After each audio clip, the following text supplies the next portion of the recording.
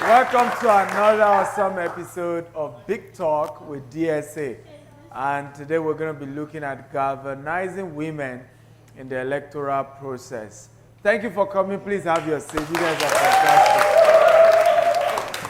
Okay, so today I have a former House of Representative member, Honorable Dayo Bush Alebiosu.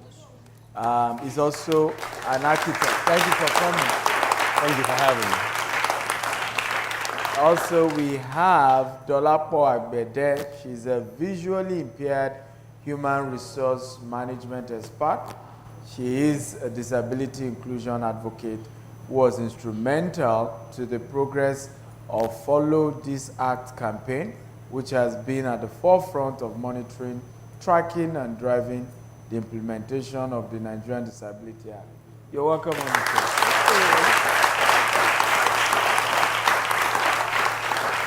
So, first of all, I'm quite curious about your name. Bush. Alebioshu. I get that a lot. The Bush part, is it a nickname or? It's an abbreviation that turned into a family name. Oh. It was actually abbreviated by the late fella Nicola Pokuti. Oh. It's What's the full version? It's the full version is Bushra Alebioshu. Bushra Alebioshu. Oh. And when my father schooled in England with Fela, Yes. I think some white people found it hard to pronounce. Yes. So he would say, just call him Bush. And he just stuck. Oh. And never left. Oh, interesting. You know. So as a lawmaker at the national level, what have you done to help women to get involved in the electoral process? First of all, I have always been a member of the Progressive Party. I come from a political background. My family's been all the way before, during the UPN, all the way to the APC currently. Wow. And it wasn't such a big thing in the past.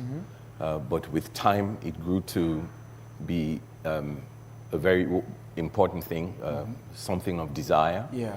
And you would see that right from ACN, or the ACN days, the party decided that they were going to slash the sales of forms, for example, by 50% to encourage more female participation. Yeah. And on the last count, I think the nomination forms were actually free for women. And of course, a few men kind of threw a bit of tantrum, not in public, but said, but those who understood. Now, when you say, what have we done? What did I do? Like I said, it's something that has, that has climbed over time.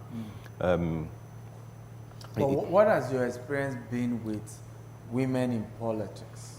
How did they get there? What is missing? What is lacking? Did they go through godfathers?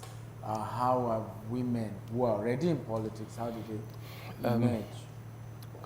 Well, I would tie that question to what we term godfatherism. Okay. Godfatherism is where I'll start from. First of all, is you need a godfather in whatever you do. A godfather is a mentor. Okay. Somebody who started something so before you. So you change the name from godfather to mentor, political mentor. Political mentor. Yeah. But it's the street, I'd say the street parlance is godfather. And the question is, what kind of godfather do you want? You have godfathers in America. I don't know if you've seen the documentary. It's a documentary. The American Godfather, the Black Godfather, who had his hands in a lot of things. When issues came up for black people, he stood up for black people. His name's kind of eluded me right now, but it'll come back very briefly. Yeah, but for women, how? Now, here, you discover that I have had the opportunity to have served with women, and these are very cerebral women, very sound women. these are women who did not get there on the basis of the fact that I'm a woman. They got there, you know, the saying goes, you don't get paid for your time, you get paid for your value. Yes. You know, they brought value to the table, Yeah. and they had no, there was no choice but to actually recognize the value they brought, and that was what actually opened doors for them. Okay. And we had a fantastic working relationship. I can mention a few. I worked with a lady called Doris Ubo. I worked with Betty Apiafi, who's now in the Senate. Okay. I served with Uche Kwenife. They call her Iyom, who's in the Senate as well. With Inena, whose intellectual, you know, abilities top-notch. And Let me come to Dolapo. What has been your frustration, not just as a visually impaired person, but in terms of women generally being able to have a voice, being able to, you know, create change politically and otherwise? Thank you, DSA. So I think the first thing that comes top of mind is the fact that as a woman, and then a woman with disability, tokenism always typically has a way of showing up. Okay. Another thing that would typically happen is the fact that it's good to have the women and the underserved in whatever category as part of the photo ops. You know, so there's always a sense of insincerity to the alleged commitment to moving the needle, you know. So some strides have happened between 2019 till date. At least we had the act go to, the bill go to act in January 2019. Last year, the commission has been put in place. Did they have a budget to run with? Not really. Now, I'm speaking specifically to the Disability Commission. Are there more women visible? I would say yes. And for me, I think it's for two reasons. Number one, yes, the environment is becoming a bit more enabling for women. The environment has no choice. Yes. You really have to have the right kind of optic. It does not look good when there are no women at the table. Exactly. It's boring. Beyond being boring, like there's an entire demography, an entire context. And in fact, let's do the census. They say we are more. You need us. Yes. So you need us. Ladies, what do you think? You need us. Right. Okay. We'll go on a break, and when we come back, we look at the fact that a lot of the men don't want women to come into politics. Whether that's true or not, we'll look at it when we're right back. We'll be right back. The major secret I have learned that has made me successful in business is that it's not how much money you make, but how much it works for you and the generations you keep it for. The only way to achieve this is by investment. Real estate is the only type of investment that has stood the test of time, and we guarantee you massive wealth from generation to generation. What are you waiting for? Invest in real estate today. Invest with GVest today. Welcome back to Big Talk with Dr. Stephen Akintayo, and we've been discussing galvanizing women in the electoral process. Honorable Dayo, the Gender Equality Bill, right, is as if the men in the House don't want it passed. How do we go about making sure this goes through? First of all, we have to understand that these things aren't automatic. You have to convince people. Culture has a serious role to play in any kind of politics or democracy of the world. Now, it's democracy. It isn't a natural way of life for Africans. Yeah. So we have to domesticate it and play it differently. Now, there are certain biases that we have that are unconscious and we don't even realize we have them. Very true. Affinity bias, yes. Confirmation bias, contrast effect bias. And when you look at all of these things, they are branches they're embedded in our culture. Yes. Especially where you see a situation where the usual, let me not natural, the usual African mentality that, oh, the man is the provider. And the one who builds the home, who builds the family, the builder is actually the mother, while the father is the male, is the one who goes to fend for. Now, when you analyze these biases, you find out that, affinity bias. Same is, I'm comfortable with same. I'm not saying me, I'm saying this is what happens there. I'm comfortable with same. The confirmation effect bias, even where you see the same thing is happening to younger people now, with the younger ones, with women, with people with disability. You have to go the extra mile and stand away from those things to actually show that, listen, this is the value I'm bringing to the table. Yes. When you're able to sell that value, then it's able to move those biases aside. But it's the way and manner, it's the way or the approach. It's expected that, oh, it's a bill, it has to pass. Okay, thank you very much, Honorable. Dolapo, you are a diversity inclusion expert. What role does culture play in this? So we need to, there's no way we will not acknowledge culture. Yeah. But we also know that culture evolves, doesn't it? There are many things that we're no longer doing today that we heard our ancestors did. We're doing, yeah. Some of them would be really shocking for our reality today. So that culture is one of the obstacles to navigate is definitely a given. But one thing is also for sure, that as Honorable said, the people who are underserved, in this case we're speaking about women, persons with disability, anyone who feels shortchanged in whatever way, we need to consistently continue to show up, give value, provide the kind of examples that would trigger reevaluating some hard stances that are in place. Because the more we do that, it will now be easier for people to take the decision to move the needles in the places that are no longer useful for the culture for today. The generation that we're in, technology has done so much. Look at the massive push to have digital relevance in our electoral process. Those are some of the things that culture needs to shift. But you can now imagine that even if I have that home builder at home, or that person with disability who really cannot easily navigate physical spaces like on election day, and we really did get to the kind of point where we could vote with confidence from home, or we could make sure that we're getting the results the right way. Technology would also, an adoption of technology, which is a massive cultural issue right now. A case in point, you can see the entire pinpoint of how that would really drastically, number one, boost engagement of the younger people and those who are underserved.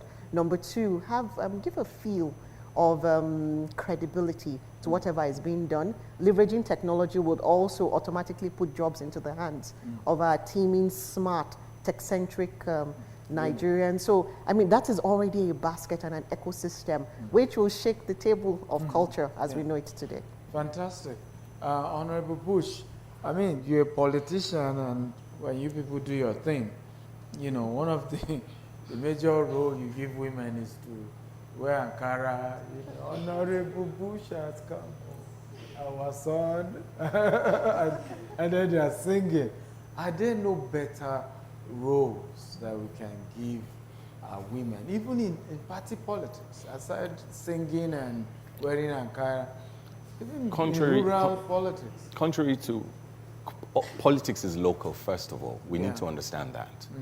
Now, the way politics is played, even in the Southwest, I would use that as an example. In Lagos State is different from Ogun State. In Lagos State, the way politics is played in Badagry is different from how it's played in Ikoyi or in Surulere. So you have to understand those things. Dolapo, he has thrown the jab that Yes, he you has. elites, I don't want speaking grammar, and you are not at the grassroots. You are not, you know, cooking the soup From bottom up. Yeah, exactly. But you want to eat the fruit. I think, well, I would take a nod to say that Honorable's context could be correct. But again, we now have a brand new movement. This one is for sure. And at least I will speak specifically to the disability community, where there is a massive grassroots rallying to, I mean, everyone was excited with the 2019 signing, like I said. And if we looked at the recent elections that happened, and I would speak to the Anambra one, because I followed that a little bit. I mean, persons with disability were part of the observers that were on ground, pointing out, and in fact, the main person who debriefed that day was a lady based out in Plateau State, who was one of the observers in Anambra State. And some of the things that they called attention to were like little things that previously would have discouraged a person. Again, I'm using this context of the disability just to shed a bit more light. And she was pointing out the fact that, you know, of course, the norm is to use like school compounds to do elections, you know, so the platform, the place where you're supposed to go and cast your vote is possibly on a raised area with steps. There were no ramps for wheelchair users, but there were some people who were determined enough to want to, they got lifted up and lifted back down. There's the optics of, oh, it's not so dignified, but again, what we chose to see is a person who's determined to make their vote count. They had canopies for persons living with albinism, so that I mean, you cannot be exposed to the sun. It's not good for any of us, but for them, it's a more critical issue because of skin cancer. So they had specified that there should be shady areas for persons with albinism. And the interesting thing is there's a massive movement within INEC with the engagement to make sure that these little nuances that were not typically top of mind for previous elections, now with the smaller pockets of elections happening, it's continuous improvement point by point. I think we are guilty also in the studio. We don't have a place for wheelchair to come on stage. So because it's a work in progress. Yes, you these know, are things we all need to begin to work. On a break. We need to go on a break, and we can ask you the audience question. But before I go on a break, I want to ask, you know, Honorable Bush, what does it take for a woman to become the president of this nation? And as an alpha male, will you vote for a woman to be the president of this nation? Like I said in life, you don't get paid for your time, you get paid for what you bring to the table, your value. I realized that in life you must have something to negotiate with. Now, quickly relating it to this, when you look on the global plane, even the United Kingdom has just moved from 32% women in parliament to 35%. There are just 3 countries that are on record to have 50% parity. We're talking Rwanda, we're talking Cuba, and I think the UAE. Those are the 3 who have been able to record this. Projections, global projections, as a matter of fact, as we speak, it's just 25.5% representation. Will you vote for a woman? Absolutely, based on what she brings. I will not vote because she's a woman. I will vote for value that is brought to the table. And when it comes from a woman, you certainly can count on it. Beautiful. We'll go on a break. When we return, it's time to take questions from you guys. We'll be right back.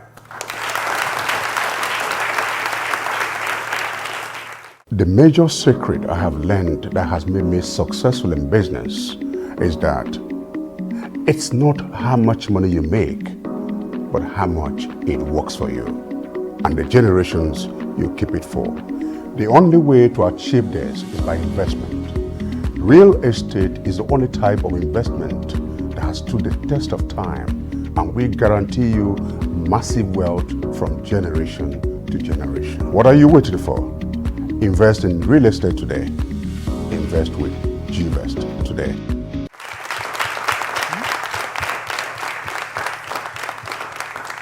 Okay, welcome back to Bigtalk with DSA. And we're going to take questions right now. So, yes. To win an election anywhere in the world, you need just 3 things: money, media, and the majority. And over the years, we've seen women complain that women don't give them chance in the political space. whereas they have this number, because politics itself is a game of number. Why is it that even women, in spite of the fact that they have this number, they always find it difficult to support themselves whenever a woman actually showed up or decide to run for a particular political post? We see that at the end of the day, all these women that are complaining, they end up going to vote for the men. So why is it that women always find it difficult to use their number and their influence to support female contestants? Thank you. Good question. Okay, number 2. You said something about culture, and we've been made to know that Nigerian is patriarchal in nature. They are male-dominated in every aspect, in politics and family life and all other ways. So I want to ask, what do we have to do differently as a woman to not, do politics the way it's been done? Because we also know that politics is a dirty game, like they all say. So what is it that we need to do? What do we do so that we don't have to play dirty or be dirty to gain political power or something? I like that.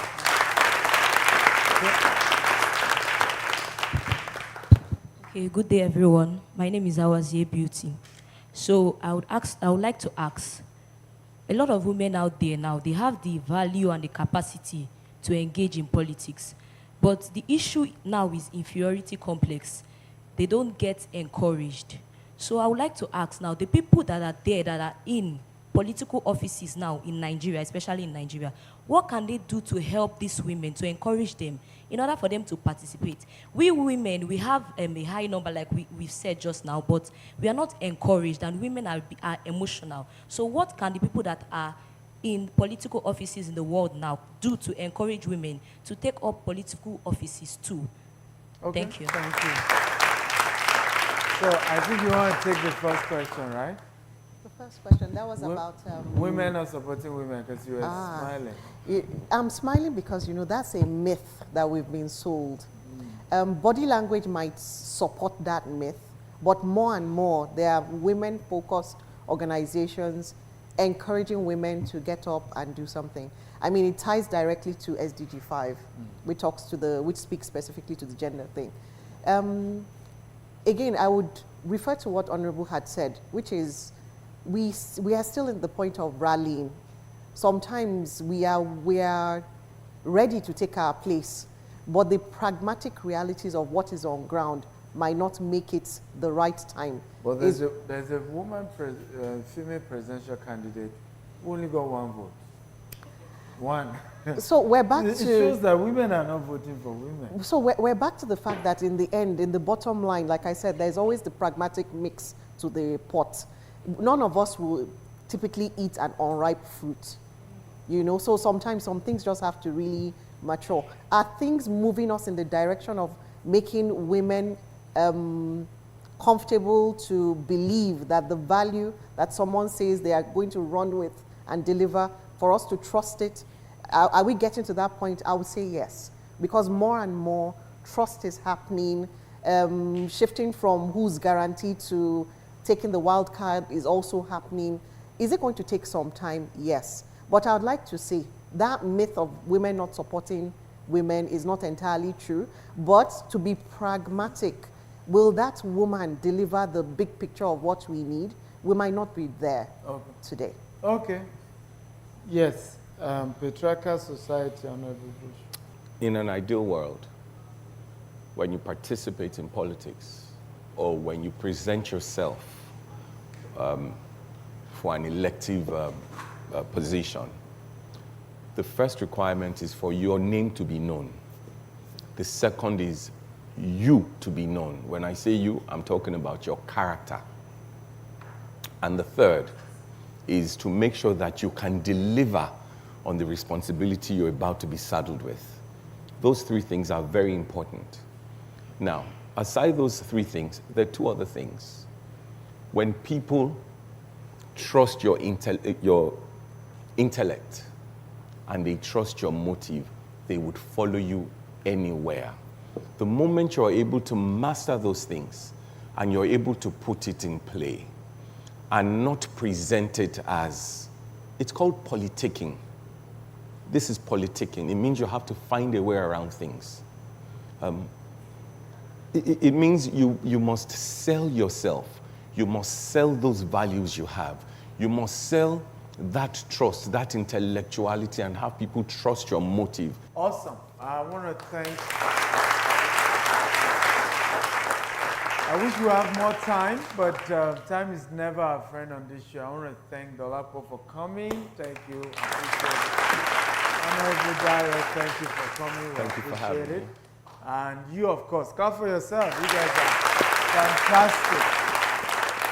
One major thing we have to realize is that you cannot always move with just half of your population.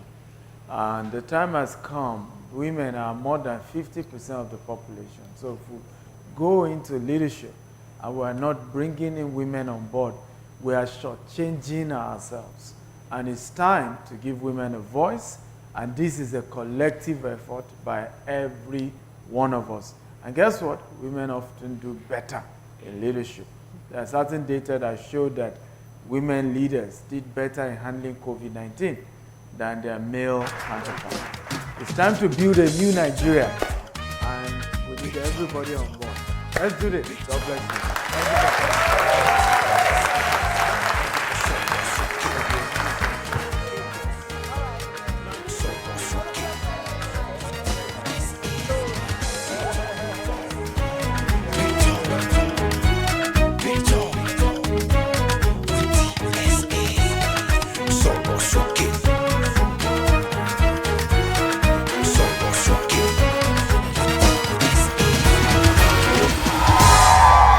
Bigtalk with GSA, building a new Nigeria.